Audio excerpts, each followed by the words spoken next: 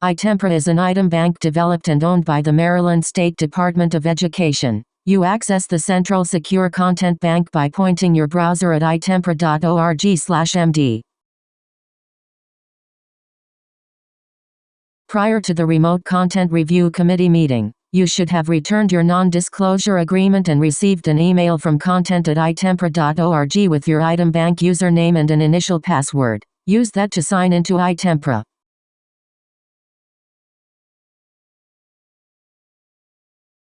When you sign in for the first time, the system will require you to change your password. We can't retrieve your password, so please write it down in a safe place. Before the meeting begins and sometimes during off hours, you can expect to receive a message that no forms are available for review. You can't sign in to review content until that content has been made available. When content is available, you will be taken straight to that content after signing in.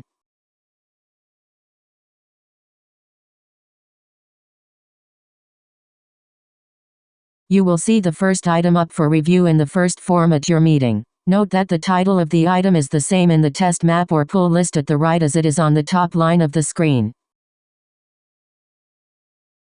The binder or form name appears in the upper right corner. Page through the items either by selecting the entry in the test map or by clicking the next and previous buttons at the top of the screen. Many item types are functional in the iTem previewer.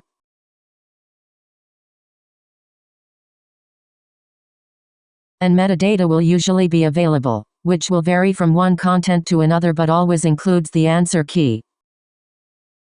Note that although the functionality of items will be available in the previewer, the style, font, color, and layout of the stimuli and passages will most likely differ from how students would see the content in a test delivery engine like TestNav.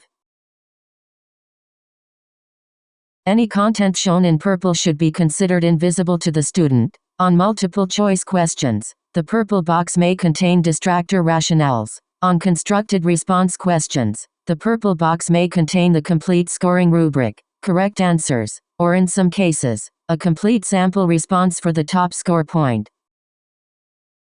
Many questions are associated with one or more tabbed stimuli, and those will be available at the left.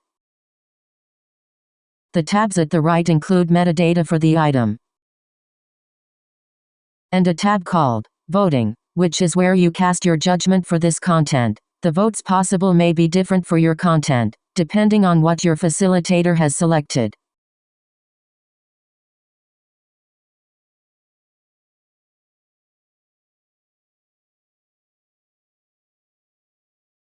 Your facilitator may also request that you post a comment on any content you vote to reject or on every question in the binder. Do that on the Commentary tab. Note that your comments are usually not visible to other reviewers, but they are visible to the facilitator in order to inform the discussion. Under the plus menu, you will be able to navigate to any binder or form that you can review. There may also be a list of ancillary documents that have been attached to this content by either your facilitator or MSDE.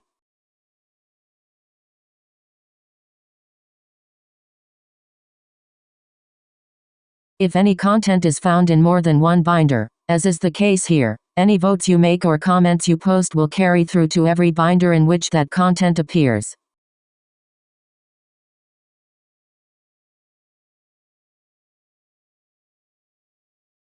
You can read more about iTem by accessing the links under the question mark menu.